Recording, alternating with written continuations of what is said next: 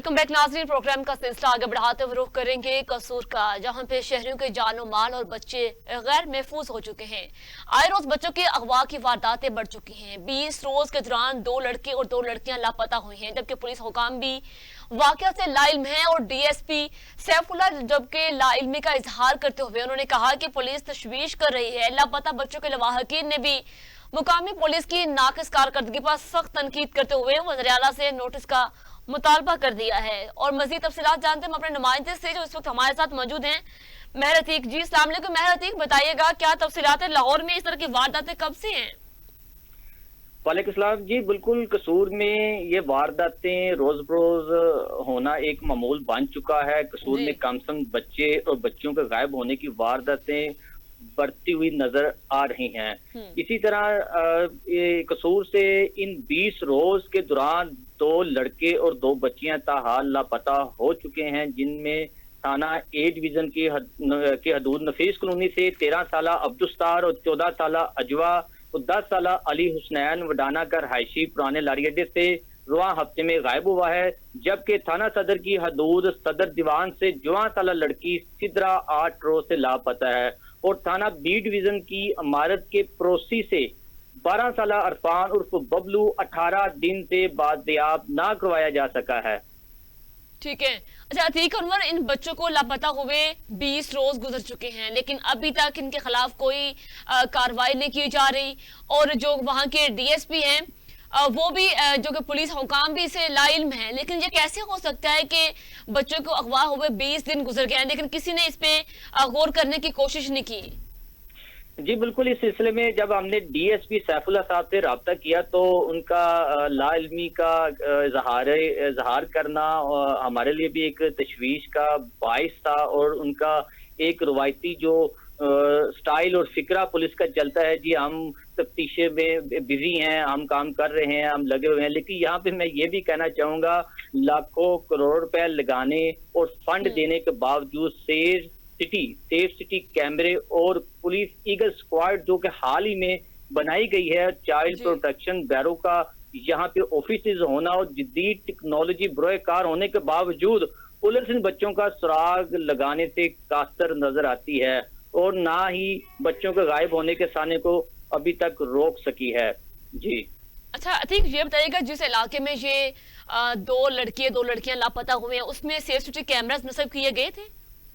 जी बिल्कुल, ये हमारे कसूर का मेन सिटी है, मेन एरिया है। ये सेफ सिटी का ही सारा एरिया है। थाना A division, B division, city, ये बिल्कुल सिटी के बीचों बीच में ये एरियाज मौजूद हैं। और यहाँ पे हर जहाँ पे सेफ सिटी कैमराज लगाए गए हैं और एक जदीद टेक्नोलॉजी भी यहाँ पे इंट्रोड्यूस लास्ट टाइम करवाई गई है। उसके बावजूद इन बच्चों का अभी तक कोई सुराग नहीं मिल सका। जबकि कैमराज जो सिटी के अंदर घरों के साइडों पे, दुकानों पे कैमराज लगे हुए हैं, उनमें भी आप देख सकते हैं कि बच्चे को एक शख्स लेके जाता हुआ देखा जा सकता है।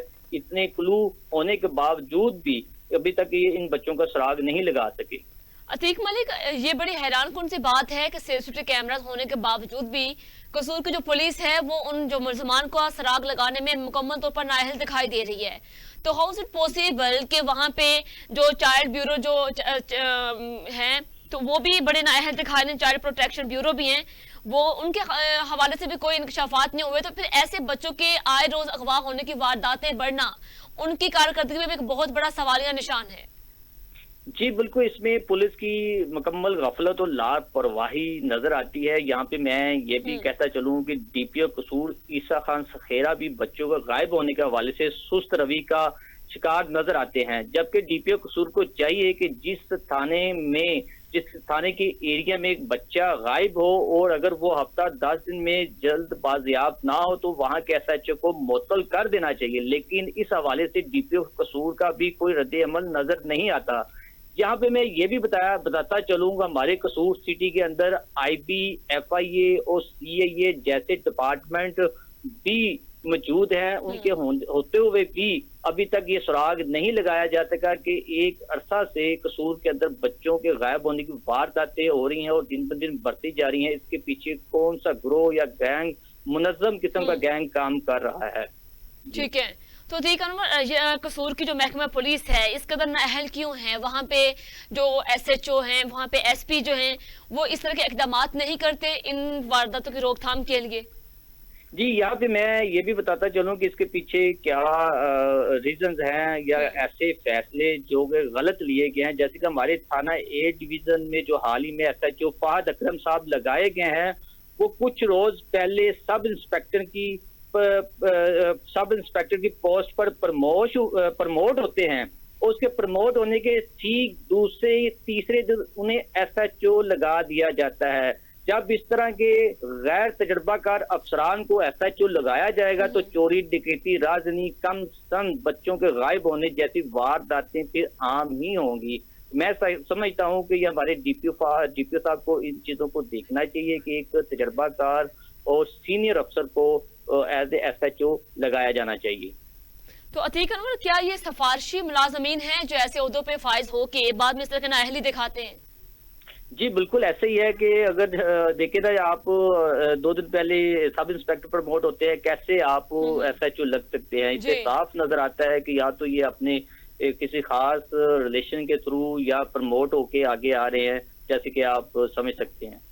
ठीक है अतीक मलिक, बहुत शुक्रिया, आपने हमें तफसीलात से आगाह किया। नाज़रीन, कसूर के मेन शहर में जो कि 20 रोज गुजर चुके हैं, 2 लड़के 2 लड़कियां अगवा हुए, लेकिन उनके अगवा होने के 20 रोज गुजरने के बावजूद भी महकमा पुलिस की जानिब से कोई कार्रवाई नहीं की गई और उल्टा वो जो पुलिस के हुकाम है वो इस वाकया से मुकम्मल तौर पर लाइल्म है। वहां पे डीएसपी सैफुल्लाह ने लाइल्मी का इजहार करते हुए कहा है कि पुलिस तफ्तीश कर रही है, जबकि लापता बच्चों के जो लवाहकीन है वो मुकामी पुलिस की नाकिस कारकर्दगी पर भी सख्त तनकीद करते हुए वजीर आला से नोटिस का उन्होंने मुतालबा किया है। नाज़रीन, अगर कसूर में आए रोज इस तरह की वारदातें बढ़ेंगी और वहां पे होनहार जो अफसरान है महकमा पुलिस के, उनकी मौजूदगी के दौरान भी अगर ऐसी वारदातें बढ़ेंगी तो माजरत के साथ महकमा पुलिस के वो मुलाजमिन हाथों में चूड़ियां पहन लें, ताकि वहां की अवाम अदम तहफ़्फ़ुज़ का शिकार हो रही है। नाज़रीन, प्रोग्राम में नेक्स्ट इश्यू पे हम बात करते हैं, आगे बढ़े बहावल नगर का रुख करते हैं, जहां पे ट्रैफिक पुलिस की नाकिस हिकमत अमली और निजी बस कंपनियों की लापरवाही से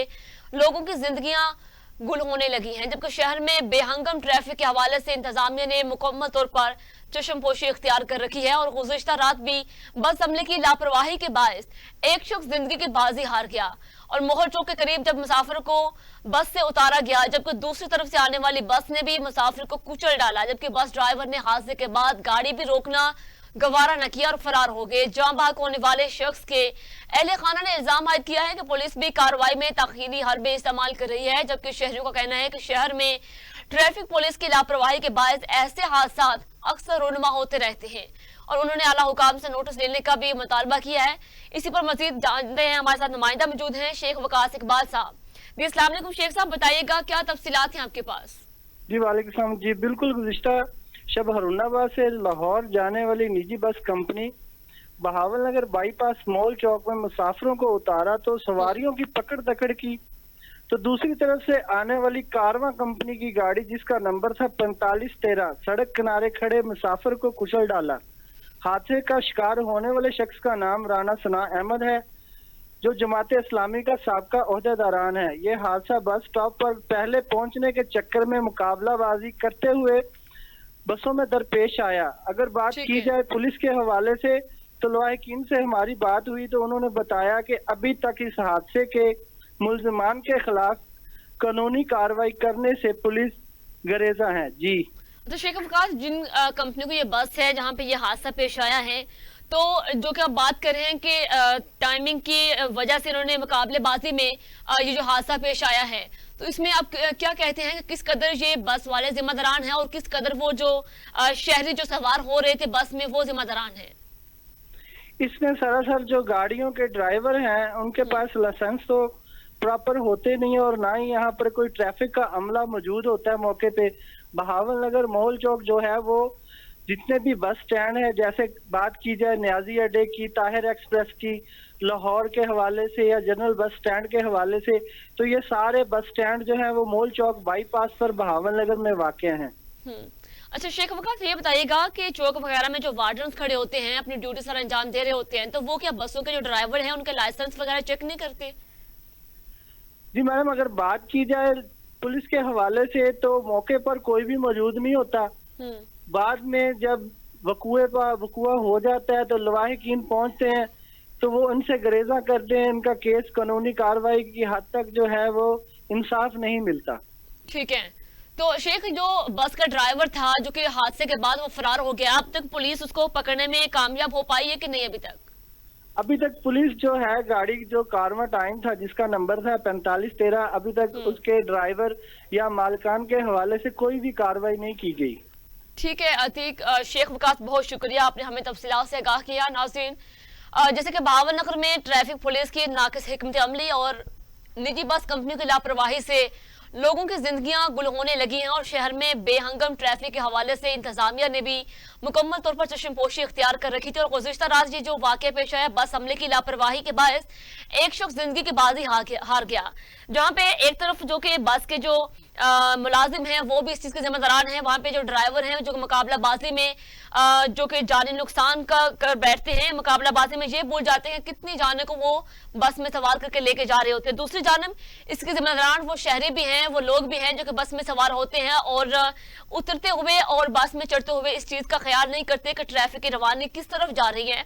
तो सारे मामलात अगर देखा जाए तो बिहेवियर बड़ा मैटर करता है। ड्राइवर हजरात को भी अपना बिहेवियर बेहतर करने की जरूरत है और शहरियों को भी अपना बिहेवियर बेहतर करने की जरूरत है, तो ही ऐसे हादसा से बचा जा सकता है। नाज़रीन, आज के प्रोग्राम का वक्त होता है खत्म, हमें दीजिए इजाजत, अल्लाह हाफिज।